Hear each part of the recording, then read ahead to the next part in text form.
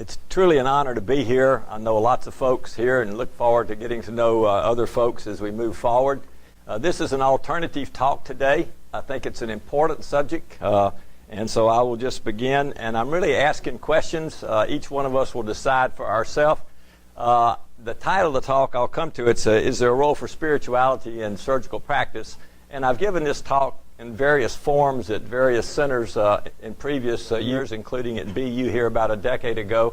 And somebody mentioned they didn't really like the title, spirituality, and I said, well, what would be another term I could use? Because really what I'm saying is non-materiality. So is there a role for treating the personal, individual part of the patient aside from just taking care of the physical needs of the patient? Now, we all know that this is common sense and that we have to do this, and this is part of the art of medicine, but I think reminders are good. Oftentimes, we don't need so much information, but we need motivation and stimulation. And as a recovering program director and still active working with Calater Hune, I'll start out with the professional competencies, and I think this one relates to patient care, to interpersonal communication skills, and to professionalism. I don't have any disclosures. I think from my own personal background, I'm from a Christian belief system. I tell folks I'm a recovering Baptist with a lowercase b who's a beer-drinking Baptist. So that's kind of my background. And so I'm asking a question, is there a role for spirituality in surgical practice? And we'll conclude with this slide as well.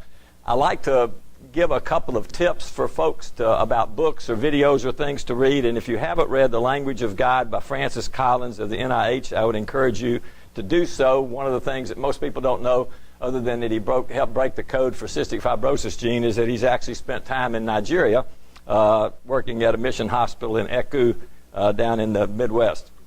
And also the play Wit, whether you read it or see the video with Emma Thompson, this really relates to some of what we're talking about today, where we have a clash of cultures between people who are like in the John Donne world and have a humanities, religious, spiritual framework, and maybe people are in a high-tech, aggressive academic medical center, and we have a clash of cultures. And what we're really talking about, I don't think any of us can be culturally competent, but I think we can be culturally sensitive, and that really relates to respect. So these are two really good recommendations, I think. So there's a Lancet series with about 4 or 5 articles that's just come out talking about faith-based health care. In many parts of sub-Saharan Africa, something up to 80% of the healthcare delivery is by faith-based institutions, especially in the rural areas. That's decreasing to some extent now as ministries of health and governments take over. But roughly, it's stated worldwide that about 80% will report that they have a religious faith or they're connected with a religious group. And one of the quotes from the article is that all religions believe that God or a superior force can intervene for the prevention and treatment of illness as a response to prayer, meditation, reading of sacred text, healing services. In some groups, and you think about Mary Baker Eddy and Eddyism right here in your own town, some groups emphasize dependence on prayer with advice not to take medical treatments. So if you look at what goes on globally and then you look what goes on in the United States, we see that certainly in the West and then also along the East Coast, here's Boston at 24%. The Pew Research folks cite, these are folks who, when queried on these polls and stuff, say that they do not consider themselves religiously affiliated with any particular faith group or organization. That doesn't mean that they're godless. It just means that they're not kind of a member of a congregation or don't identify themselves with any particular brand, if you will. So I'm going to talk about some cultural and spiritual issues. We're going to have some definitions. They say that your interest in the history of medicine kind of increases as the size of your prostate approaches your cerebellum. So I try to put a little bit of history into all my talks. There was a 1980s revival of interest in spirituality and medicine. We'll talk a little bit about research, and I'm going to focus a little bit on ICU and cancer. The literature is very broad. I'm a surgical oncologist by training in part in esophageal cancer, so most of the patients I encounter, I realize a lot of them are going to be dead within 12 or 24 months, regardless of what we do. So I do a lot of ICU and end-of-life care stuff, and then I'm going to give you some of my own thoughts and tell you where I'm coming from at the conclusion. So, people in Nigeria, this was at a Hansen Center, leprosy center. People in Nigeria, there was a rabid dog that created havoc back in the 70s. People were scared to death. They were being visited. Who was causing this? What was the etiology of all this? People in Nigeria could understand that rabies was caused by a virus infecting dogs that didn't pass along to humans. So my internist colleague, Bill Gavina, went out and gave a flannel talk, talked about, what was rabies, how did it transmit, and gave a talk. And he thought he did a terrific job pointing out that this is a known disease with a known transmission rate. And so he then says, any questions? And he was really patting himself on the back. So some guy raised his hand and said, who sent the dog? We all look at disease from our own lenses. And if you go back and look at the book of Job, you got the friends that are coming along and they can explain this. We have all kinds of examples. If you go, I was fortunate to spend 3 months in Boston working in orthopedics back in the 60s. And when we would go to the crippled children's clinics there with myelodysplasia children and cerebral palsy children, you were not just taking care of that child, you were taking care of those parents, and they had grief and they had guilt and they were asking all these why questions. Why my child? Why me? So there's a lot of stuff going on in that room other than just spasticity or problems with neurodevelopment. So we each bring our own lenses, and that's kind of where I'm going with all this. There's a terrific book from Nigeria written by a lady in Ibadan on magical medicine about how if you get sick in Nigeria in the 1970s versus you get sick in London, the mindsets and the different theories of disease. The anthropologies across different cultures is very important. This is a terrific book, Return to Laughter, about the Tiv in the Middle Belt from Nigeria. If you look in our own European background, we have there's a Catholic student group among the medical students called the Society of Saints Cosmas and Damien. So you have the saints, and they're invoked, and I'll mention them later. Hocus Pocus. What about all this stuff? I mean, we ourselves today think that we're so sophisticated, we're so cultured, and yet you go to a hotel and there's no 13th floor. People are throwing salt over their shoulders. People are worried about cats and lots of other kind of things. And even sports fanatics don't want to say anything until the game's over because you're going to jinx things and all this sort of stuff. Actually, Hocus Pocus means hoc est corpus meum. This is my body. It's actually part of receiving communion or the Eucharist during with the Catholic Church. Poiret is arguably one of the 5 great pillars of surgery of all time. And he said that I dressed him and God healed him. When I was at Memorial Sloan Kettering a few years ago, there was an advertisement in New York Times that says, God does the healing, but we collect the fee. Now, one of the things that happened is that with the Enlightenment and the Renaissance, before that time, and in many cultures, and many of the cultures that I'm familiar with in Nigeria, the same person that would deal with your religious issues is the person you would go to see if you had a health issue, because part of it would be that maybe the spirits are out of sort, or you're not got unified energy streams or whatever. There's bad spirits, there's good spirits, and really it was really more of a unitary kind of a deal up until the Renaissance and the Enlightenment. And then there was like a comity agreement, if you will, and the scientific folks took over this, and they actually worried about currents and astronomy and different things and measuring things, and the scientific method with Bacon and everybody kind of happened. And then you had the humanities people on the other side, and there became a great divorce, if you will, between medical science and religion, and there's a separation there. So Abraham Heschel, who was one of the premier leaders in the civil rights movements in the 60s and 70s, and has written some terrific books on taking care of the powerless, if you will, says that it's a grievous mistake to keep a wall of separation between medicine and religion. There is a division of labor, but a unity of spirit. The act of healing is the highest form of the imitation of God. So when I was at Memorial Sloan Kettering and gave this talk, somebody said, come, I want to show you something, talking about the cultural adaptation of what you can do to address the needs of your clientele. So they have something there they call the Sabbath Elevator. They have a lot of Orthodox Jews in their neighborhood that use their hospital that come from all parts of the world. And so they have something they call a Sabbath Elevator that stops on every floor, because for some Orthodox, if you go into an elevator and punch a button, you're working on the Sabbath. So this is a very easy compensation, if you will, for the needs of the patients that they're taking care of. And it's an example, I think, a great example of cultural sensitivity.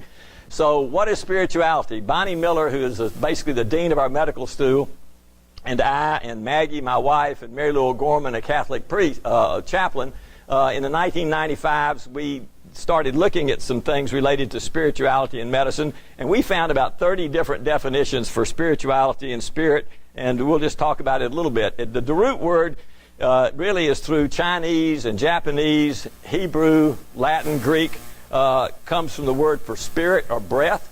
Those are synonyms. I mean, they're all related to this root word. There's the character in Chinese. And actually, when my mother was ill, as a 5-year-old, they weren't sure if she was alive or not. They couldn't feel a pulse. They put a mirror over her mouth and nostrils, and they could see a little vapor, and they said, yes, she's still alive. So that breath was there, that wind was there, and there was some spirit on the inside.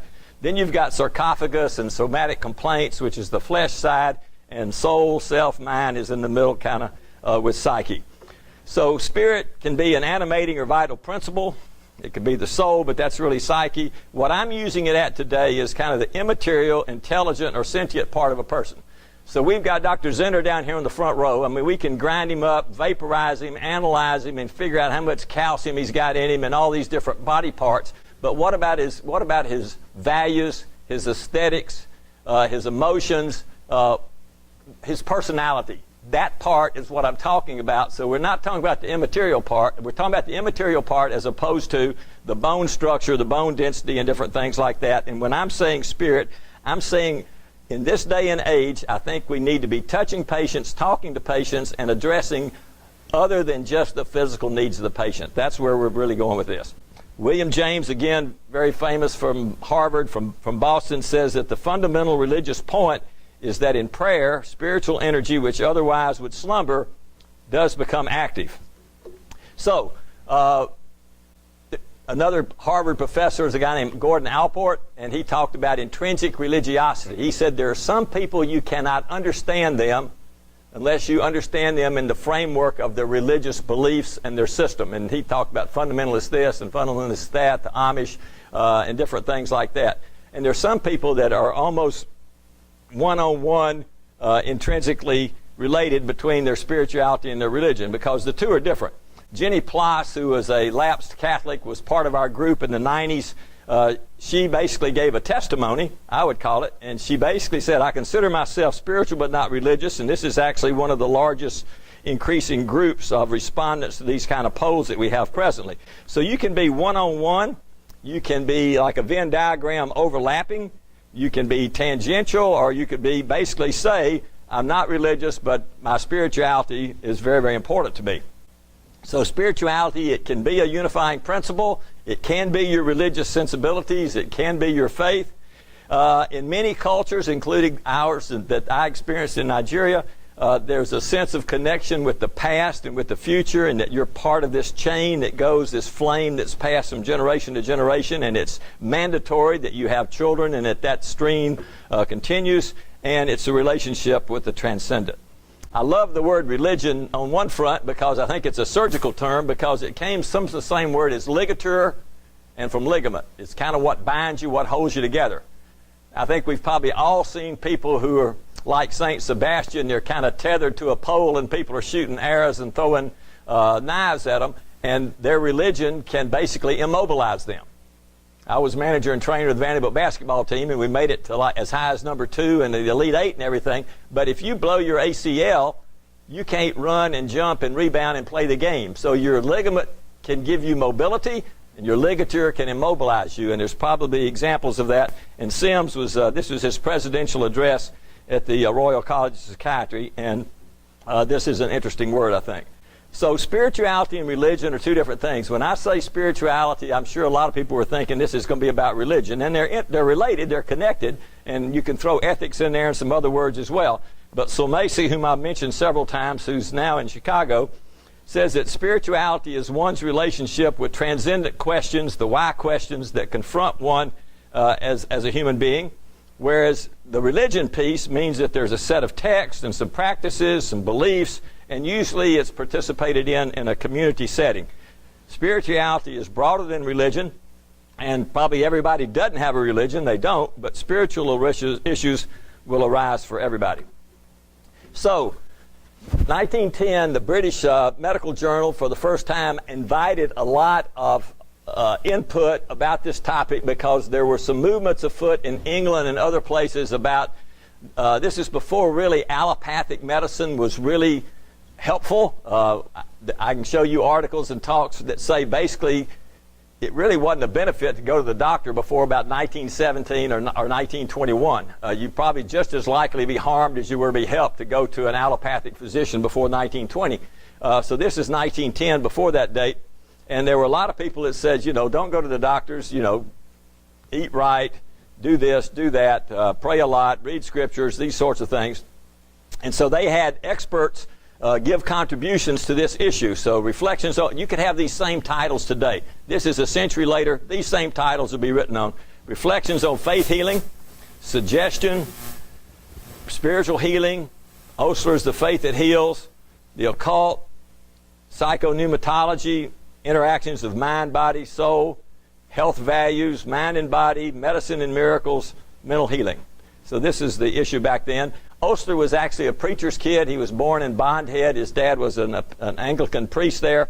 And he was actually going to go to theology school until his high school teacher with a microscope took him to some pond, and they saw some bacteria and some different things, algae and things from the pond water. And then he went to medicine, which has been good for all of us.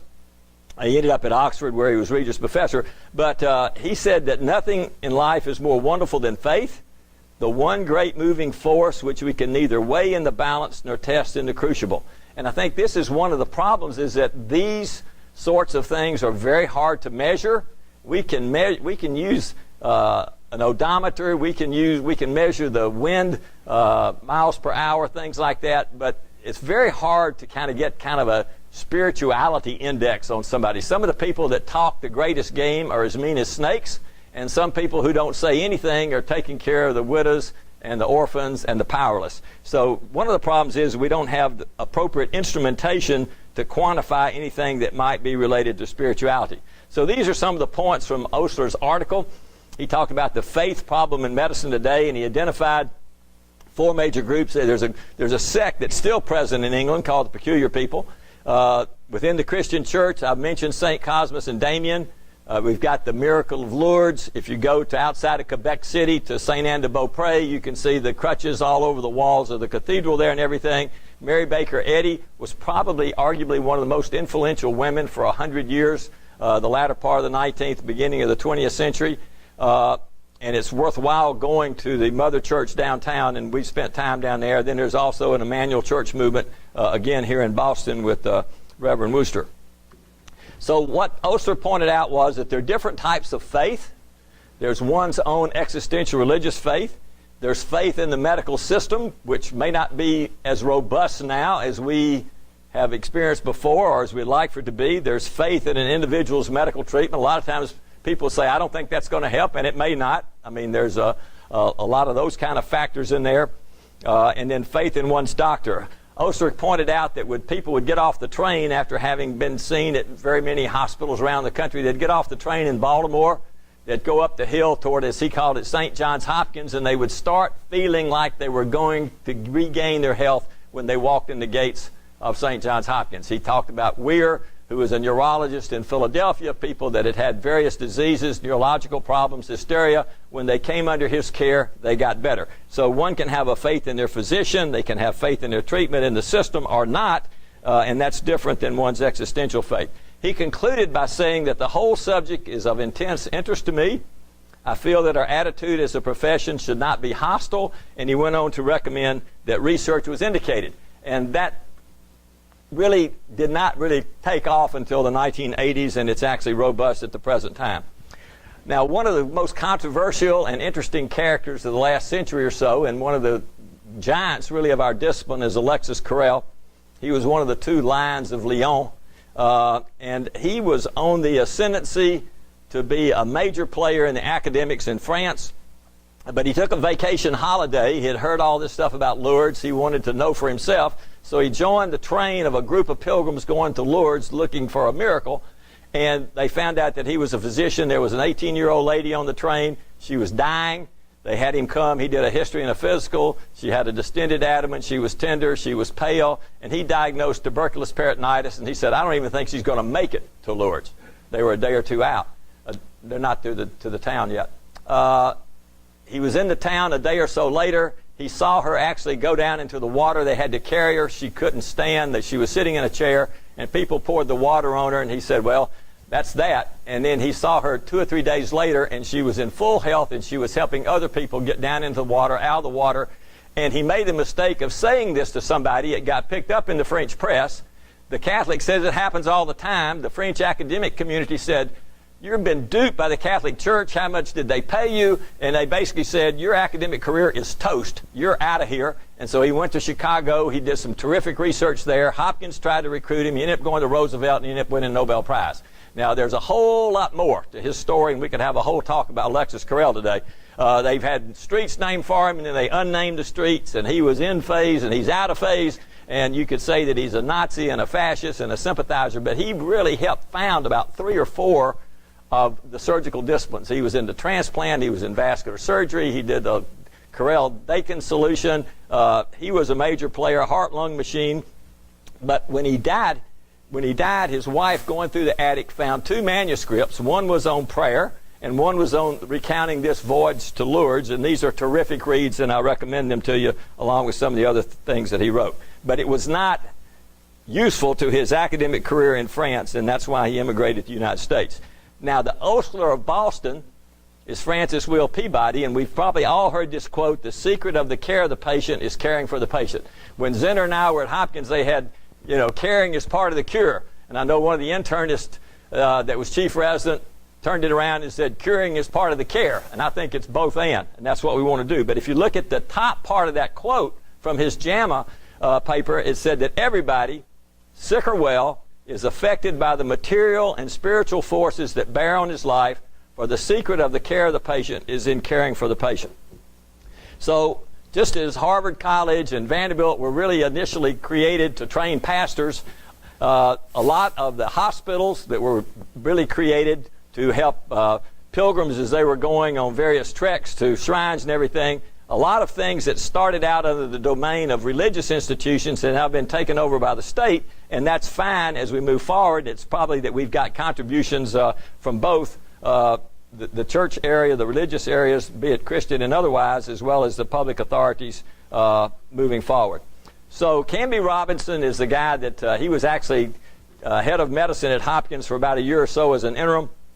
He helped start Vanderbilt Medical School when, after the Flexner report, we were designated and got some funds to try to create a role model medical training center for the Southeast. So we were supposed to be the agricultural research station equivalent for medicine for training medical students in the 1920s. So he came from WashU, spent 5 years preparing everything for us to move to our new campus in 1925, and went on to do other things. But he was interested in the sociology of medicine, and he talked about the patient as a person and how a person doesn't have a disease in isolation, but there's a matrix, if you will, around them, either with or without support, without reserves, different things like this. It's kind of like a spider web. You hit it here, and it shakes throughout. It's not just one atomistic, individualistic group. This is the Vanderbilt faculty when it started in 1925. I pointed out it looks like it's mostly old white guys, but that's another story.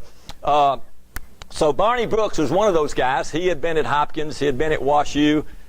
He was interested in vascular surgery, and probably the highlight of his career was being elected president of the Southern Surgical. And so he gave the presidential address in 1943 in New Orleans, which is during World War II, obviously, and he entitled it Psychosomatic Surgery. And what he had done, he had gotten a grant from Rockefeller or somebody, and he had a psychiatrist and a psychiatric social worker put on a white coat and white pants and just live on the wards at Vanderbilt for a year and take notes. So they're basically spying on all the interactions and all the patients and all that went on. And he went on to conclude in his address that the importance of considering the psychic aspects of malignant tumors, deformities, disfigurements is such that preoperative preparation of the patient for these results is just as important as is the transfusion of blood, compensation for vitamin deficiency to reduce the risk of operation and promote the healing process in the wound. And he was saying this guy who's got this bleeding peptic ulcer, you might need to know that his son, by the way, is at the Pacific Theater and he's at Guadalcanal and he's under fire and this guy is hypersecreting. You need to know that. He said the technical proficiency, you got to have that, but it's not enough, it's not sufficient. You got to talk to patients, you got to understand patients, you got to know where patients are coming from. Another one of our legends in Nashville is Matt Walker at Meharry Medical College, and he basically said that medical students and physicians need to be in touch with their own mortality if they are to assist patients and their families with dealing with end-of-life issues. I maintain we're kind of a death-denying society right now. They asked Rockefeller how much money was enough, and he said just a little bit more. I think a 95-year-old is going to basically say the same thing most of the time, though there may be some changes that are going on at the present time. And actually, the Pharos has Matt Walker's picture on it from 2003. And one of the purposes of my talk is to say, consider referring patients to the chaplains. This is kind of an up-chaplaincy talk. We mentioned chaplains being one step above trauma surgeons in the previous event. I loved it. It was a great segue in. We also heard about causality, true related, true unrelated, that we'll talk about in just a second. But when my wife and I, actually, we have a spirituality and medicine elective, which we've had since '95 or so, and they were meeting last night. And we found out that a lot of our medical students, as they arrive, they don't even know what a chaplain is or what a chaplain does. They just don't know. And they are your allies. They can help you. The thing they have that you don't have, other than some other educations, they got time. They have time to sit and talk and listen to questions and talk to these patients and do it to abet you and to help you. So John Templeton's from Winchester, Tennessee. He made too much money, so he's, the Franklin Templeton Fund and all this other kind of stuff. And he was interested in spirituality and religion. And so he looked around and said, we got a Nobel Prize for economics and for peace and for literature. We don't have anything that relates to the spirit and the soul. So he created the Templeton Award and put it at $100K above what the prize quantity is for the a Nobel Prize. And then he had a panel, and they're not like all Deepwater Southern Baptist kind of types. I mean, he had folks from all different faith systems around the world, and it was a global enterprise, not just a U.S. enterprise, to encourage a fresh appreciation of the critical importance to him for all peoples and cultures of the moral and spiritual dimensions of life. So there's a Templeton Fund out there, and they give a Templeton Prize. A couple of physicists have won it. Mother Teresa's won it. I think the Dalai Lama won it. So it's been given to different folks that have kind of put some light and focused on things related to spirituality in the past. And they had some kind of little seed money for like $2,000 or something like that. And we were encouraged at our place to do some cross-departmental topics that were of interest to the public. So we submitted something, and so we got some sociologists from Vanderbilt Peabody campus. We had nursing, we had physicians, we had a whole spectrum of folks from different backgrounds, Muslim, Hindu, non-theist, recovering this, recovering that, some Baptists, some Jewish folks from different perspectives. And so we tried to meet. We met once a month, and we have a symposium, and we had something we call Create a Spirituality-Friendly Environment in the Academic Medical Center, the Vanderbilt model. When I went to medical school in the 60s, you never mentioned anything which related to the faith community or the patient's personal beliefs. That was just out of bound and verboten. But it turns out that may be important. I won't say that it is, but it may be important.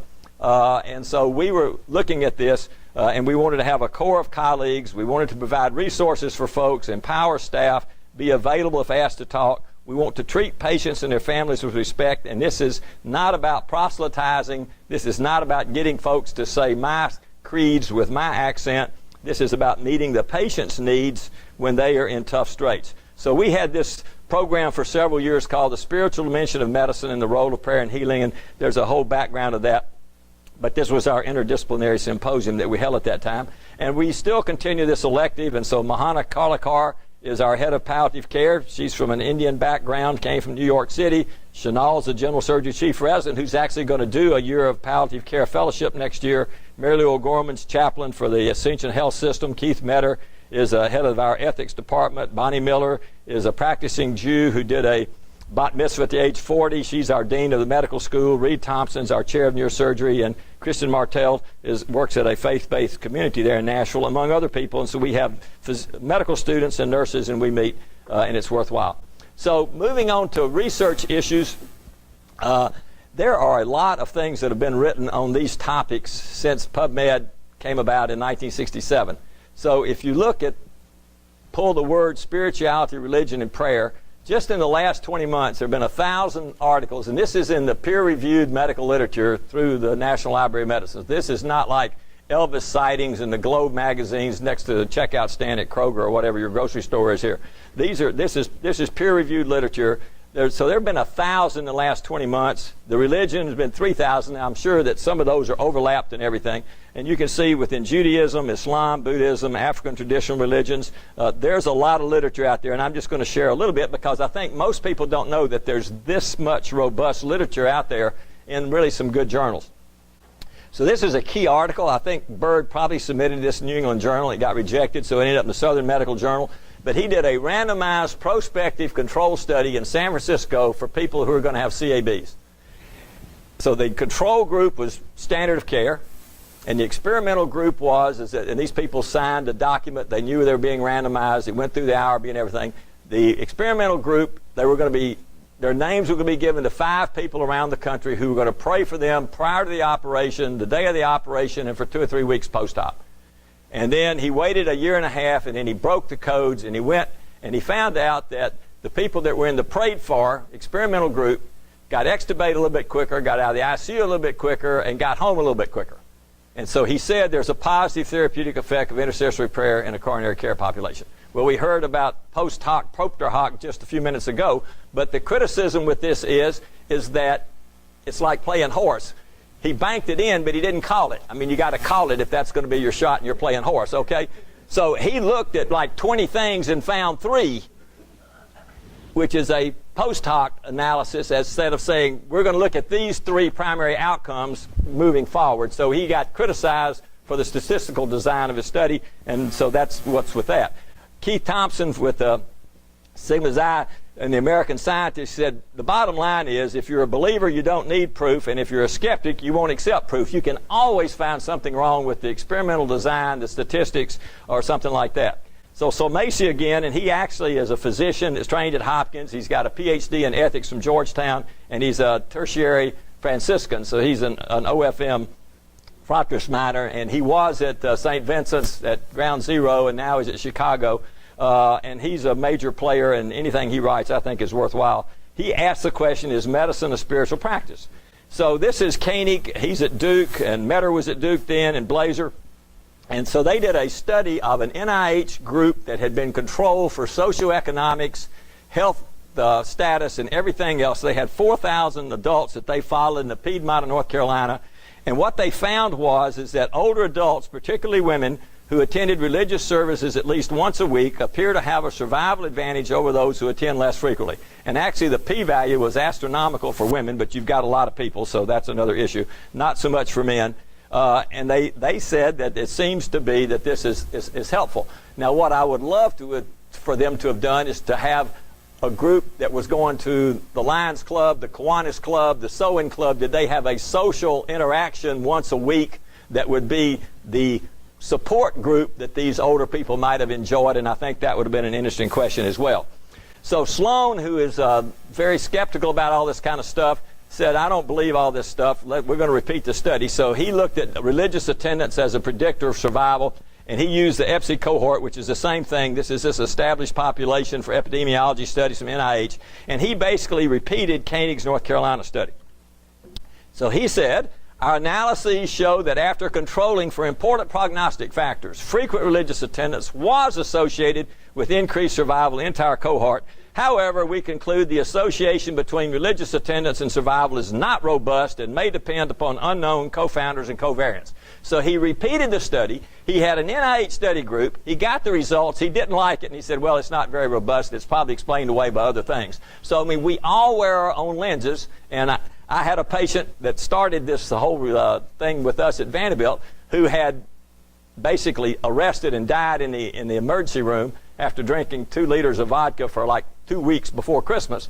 He got in the ICU. He got operated on. He had 5 organ system failure, make a long story short, and the guy walked out of the hospital 3 weeks later. I saw the intensivist, and I said, you remember that guy that came in that was septic, that had drunk all the vodka? I said, I think we may have seen a miracle. She said, that guy, that was no miracle. The bastard was too mean to die. So she was wearing her lenses, and I was wearing my lenses, and so that's what happens. And this is exactly what happens here. So I'm going to show you my favorite slide. Okay, my favorite slide ever is coming up now, because this is again getting back to what we talked about at Grand Rounds. We have association, we have causation. You know, we can take algae and grow them, and we can either add a vitamin or not, and that's only one variable. But any of us taking care of patients, there's so many variables. It's so messy. And it's sociology instead of like rigid science kind of thing. I can show you papers that say that the alcohol consumption in a community is directly related to how many Episcopal priests there are. Now that may be true related, or true unrelated, but this is my favorite one, and it's actually from Nature. And if you look at the decline in storks in Germany over 40 years and the decline in the population of Germany over 40 years, the R value is 1. Okay, so true related, true unrelated. Doing research in this area is just it's quicksand. You can't do it. It's not even worth doing it hardly. All right. So Oakley Ray is a guy at Vanderbilt who's now deceased. He had like 3 appointments. He was the Commodore professor. Of all the faculty at Vanderbilt, he got the #1 award as being he had a book that went through 20 editions related to drug use and dual diagnosis kind of stuff. And it's at the end of his career, he looked back and he said, these are some of the things that I learned. When I started, we were fighting sickness, and now we're building health. We were previously looking at environmental factors, get the stool out of the drinking water. Now we're looking at behavioral factors. Don't smoke, don't overeat, exercise, these sorts of things.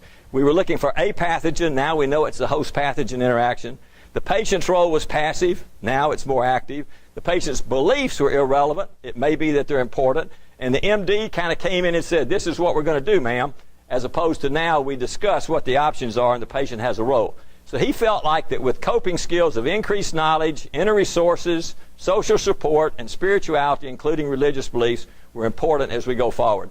Now, I mentioned Saul Macy, so I will just give you this chest is a summary of a lot of his work. There's a chest article from 2009, and I won't go through it, but it's a very important piece for what we're talking about.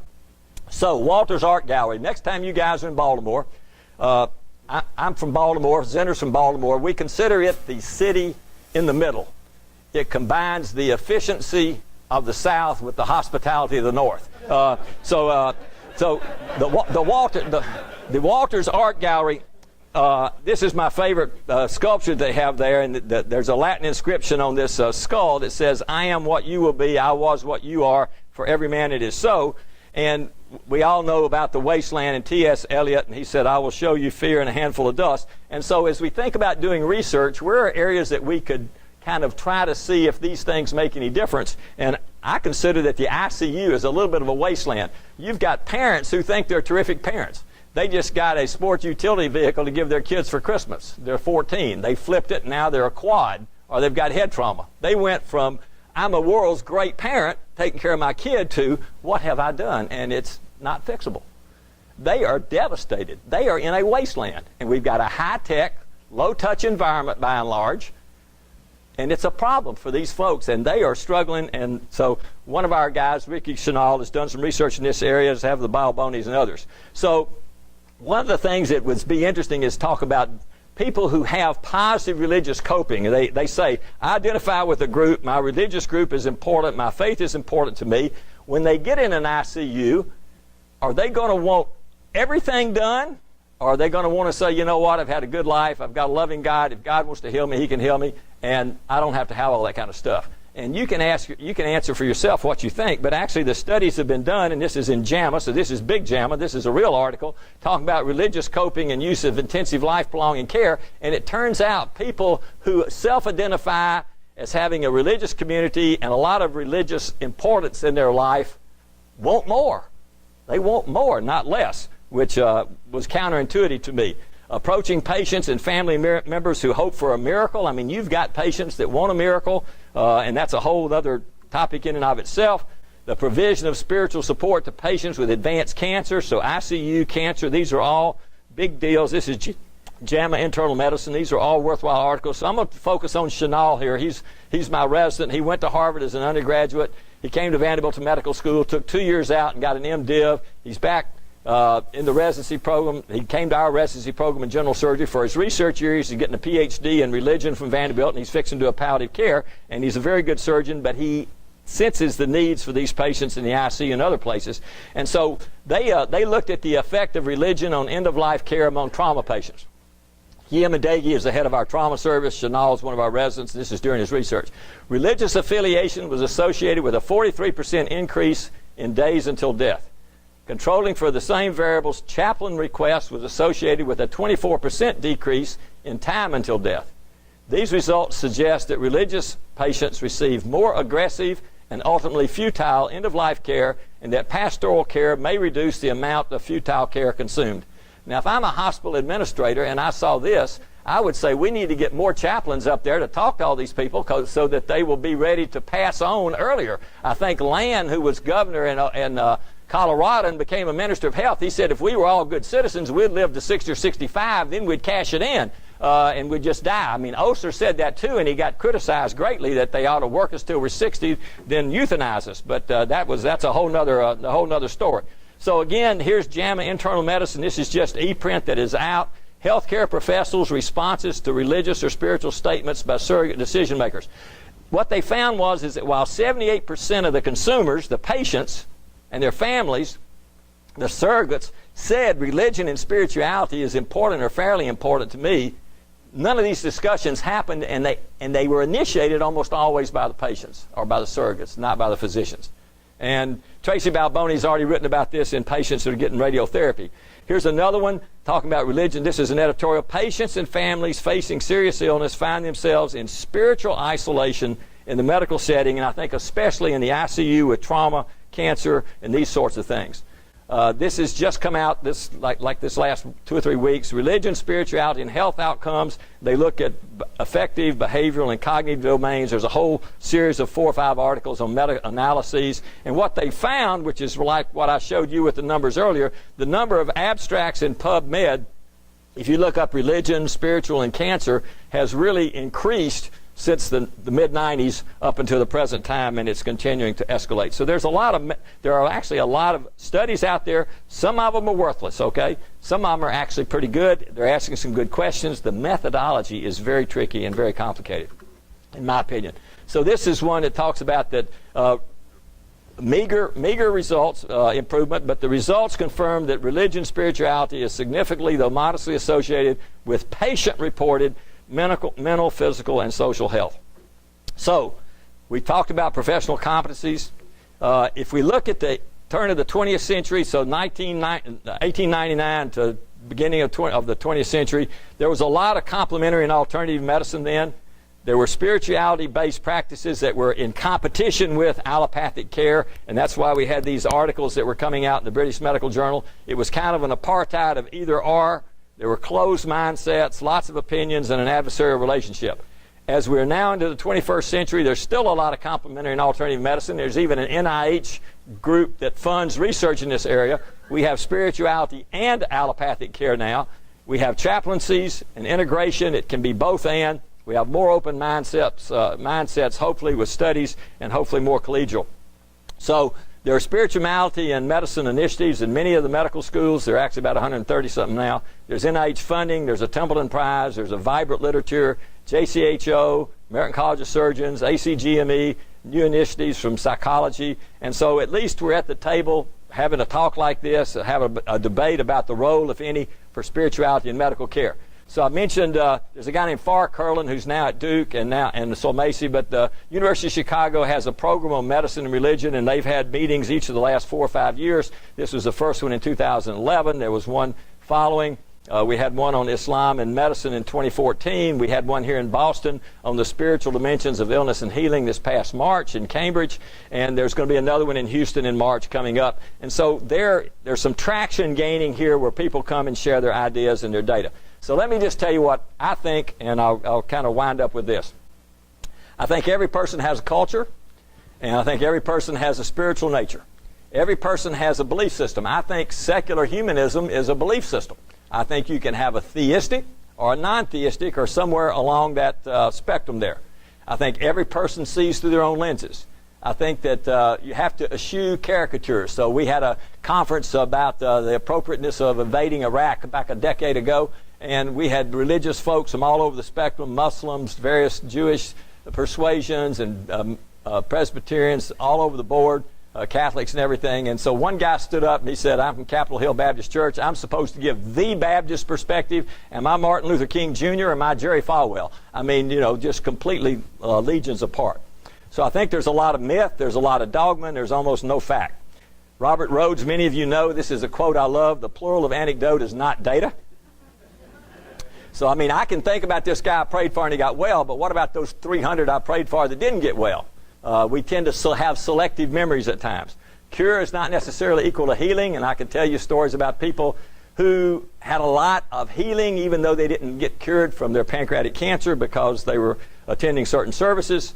So I think that it depends on what the situation in life is. If you've got a chronic illness like high blood pressure, diabetes, obesity, you need a health coach. If you've got a congenital anomaly like transposition of the great vessels, you need somebody that's a technical wizard. If it's an operative emergency like this person with the vehicular trauma this morning, AAA, of something like that, you need technical facility. So there are times we need an empathic healer who's got time to listen to you. We got other times that people are a technical wizard and you go A, B, C, exposed to the OR. There are times and places you got to pick your spot. When antibiotics came along, we didn't say, oh, well, we could be sloppy with technique now. We said we're going to do good technique, we're going to add preoperative antibiotics, and we may gain 1% or 2% of benefit for our patient. I think that is there a role for saying, you know what, we can do the technical piece, but if we motivate and stimulate and know and talk to the patient, might that help a little bit as well?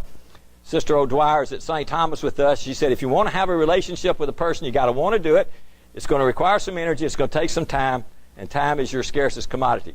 Reich said you need to listen with the third ear, and it's kind of the nuances, and it's not just through the written or the computer word that's out there. So I'm basically a surgical oncologist in one of my lives, again with esophageal cancer patients. When I see these folks, I'm doing kind of a quick and dirty nutritional assessment. If I operate on a patient who's nutritionally depleted, I may do a perfect technical operation, but they may not heal. I may need to get a consult to get somebody to come and address their nutritional deficiencies to help. And I don't go to the pharmacy and mix up the TPN or the enteral solutions. I make the recognition and I ask for my colleague. That's what your chaplain is, or their rabbi, or their priest, or their imam. They may be spiritually despondent, below water, not treading water, not above water, and they may need some help, and this is a chance for us to ask. Now, I can send off a serum creatinine and a prealbumin, but I can't send off a serum spunk factor. I can see some of my vets that are kind of lean and emaciated, but they're tough as a hickory nut, and I know they're going to get out of bed. I know they're going to cough, and I'm willing to operate on that guy even if his numbers look bad. I got this other guy who's a little flabby, a little fleshy. His numbers are pretty good. He's got a washcloth on his head, and he's moaning and groaning. I don't want to give that guy a haircut. So we all know this kind of stuff that we're talking about, but we can't really measure it. Proverbs says your will to live can sustain you when you're sick, but if you lose it, your last hope is gone. So spunk, fight, will, these are intangible, immaterial, spiritual, in my opinion. Back to Heschel again, he said to heal a person, one must be a person. This is not magic, okay? This is Apostle Paul, clearly a person of prayer.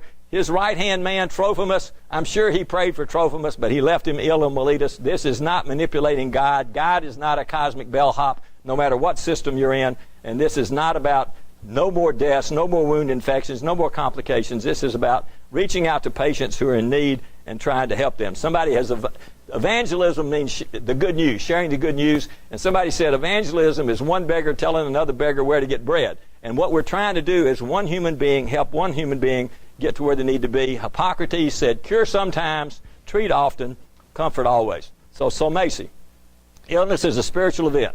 It grasps persons by the soul and by the body and disturbs them both. Illness raises troubling questions of a transcendent nature about meaning, value, relationships, and these are spiritual questions. Here's where I'm going. I ask my residents, and I try to demonstrate this in person, to go into a patient's room, sit with them, not stand. Don't be rocking on your heels looking at the door. Ask and listen. God gave us two ears and one mouth for a reason. Talk with, not down to or at. I think touching the patient, I tell them, take a pulse on every patient you go in their room in. Do they have a pulse? Is it regular? Are they febrile? There's something about a human touch which I think is important. I can't prove it, but there's a whole therapeutic touch literature out there. Slow down, take some time. Efficiency is great, but there's time to slow down. It's okay to be vulnerable. And I teach and try to role model the ministering moment. I tell the residents and the medical students, okay, you've worked hard, we got all these hours and restrictions, everything like that. At the end of the day, Give me 2 minutes, 120 seconds. Go pick out one patient in their family. Go by their room, 120 seconds. Sit down, look them in the eye, hold their hand and say, you're going through a hard place here. Slow of the spine. This sucks. We hate it for you. The nurses are working. The PT's working. We're working. Hang in there, if it's appropriate. And we're pulling for you. Take care. God bless. I'll see you tomorrow morning. Or whatever your vocabulary is. That's the way I speak. 120 seconds. I think, for me personally, that keeps you green instead of arid, because those patients love that. They respond to that. I also make sure that our residents know where somebody's from, kind of what they did. I'm at the VA, what branch of service we're in, so that they are Mr. Brown from Dixon, whose kid likes football, as opposed to the gastric resection in bed 23. We can do that, and it doesn't take that much time, and you get a lot more joy. We all want to be heard and understood. We all want to be respected and valued. We would all like to be able to trust those above us and to be trusted. We'd like to be involved. So we want to communicate, build trust, strengthen relationships. Ray Lee said, never operate on a stranger. A trauma surgeon can't do that. A neonatal surgeon can't do that, but many of us can, certainly in an elective setting. Cecily Saunders said that there are lots of different kinds of pain: physical, psychological, emotional, social, spiritual. This is Lowe, Bernard Lowe. If you haven't read his stuff, if you're interested in end-of-life stuff, he is a must-read, and he's from San Francisco discussing palliative care. I think we can't solve people's problems. We shouldn't go beyond our own expertise. We can't impose our beliefs on the patient, and we shouldn't provide premature reassurance. There's a surgical palliative care as well. We all have our own worldview. We need to make certain that the patient's spiritual needs are at least addressed. They can't be met, but they can be addressed. That's actually in the JCHO. As the likelihood of improvement disappears, don't you disappear. They actually need more presence, more ministry of presence. Be honest without removing all hope, and healing and cure are not synonymous. So I gave a talk to the Nigerian Cancer Society in 1990. We don't have any palliative care. We don't have good oral narcotics. We don't have a lot of things where I practiced back in that era. And I made two main points. Non-abandonment of the patient. Being available. You know, it's not this, find me if you can, but I'm available. We're here. We're not going to abandon you. And so I was from a Baptist Medical Center, and I was up there recommending that everybody give their patients Star beer every night. But I said it gives them hydration, it gives them calories, it helps them sleep better, and it relieves pain. And I think there's a time and place for that. And in fact, in Proverbs, it says that alcohol is for people who are dying, for those who are in misery. Let them drink and forget their poverty and unhappiness. So when I talk to my esophageal cancer patients, I said, we've got a spectrum here. We can do triple therapy with neoadjuvant chemo XRT, and if you survive that, we'll go in and jake out your esophagus. Or we can go to the other end, which I call Jack Daniels and a fishing pole, and you can just go and enjoy whatever days, weeks, months that you've got left, and then we can single out chemotherapy, radiotherapy, chemoradiotherapy, whatever you want to do, and those are the conversations that you can have. So, all healers have a set of beliefs. The physician's own belief system, whether spiritual, religious, or none, affects decision-making consciously and unconsciously. We have to beware boundary violations, and this has been addressed.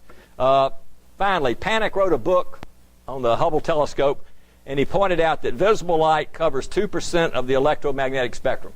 Now, if you're from Missouri and say, I ain't going to believe it unless I see it, you may be excluding 98% of reality. So Don Schlitz wrote the words for Kenny Rogers. You got to know when to hold them, know when to fold them. When you're in the emergency room and that guy's got a ruptured AAA, this is not the time if they like their mother more than their father, and did they have animals at home, and where'd they get their well water. You need to get to the OR. So here's Luke Fieldus, the doctor. When you go to the Tate, there are actually 2 Tate galleries now. But you've got a distraught mother. You got a consoling father. You got this sick kid. You got the doctor. There's no electricity. They got the clothes hanging on the line here.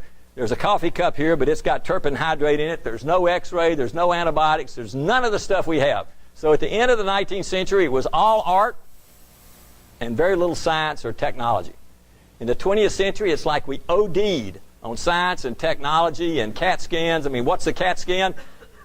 What's a physical exam, rather? A physical exam is what you do when the CAT scan doesn't give you the diagnosis in the emergency room. And it's good to have those things, but it's a both and that's what my plea is to my residents and my students as we go forward. We got the college coming up, starting this Sunday, and the bulletin talks about the statement of principles, the end of life, and one of the things it talks about is recognize, assess, and address. We can't meet psychological, social, and spiritual problems. This is from American College. Here's a code of professional conduct. Acknowledge the patient's psychological, social, cultural, and spiritual needs. So our college says we need to serve all with skill and fidelity. I hope you're doing that in Boston. I don't think we do that good a job in Nashville. If we lift our eyes from the U.S. to the low middle income countries, if we look at sub-Saharan Africa, I guarantee you we're not touching it. They say that 19 women out of 20 who need an emergency C-section in the rural areas don't get it. And that's just not acceptable. In my opinion, that is not acceptable. How can we tolerate that? We can do more better than that. Is there a role for spirituality in surgical practice? You will decide for yourself.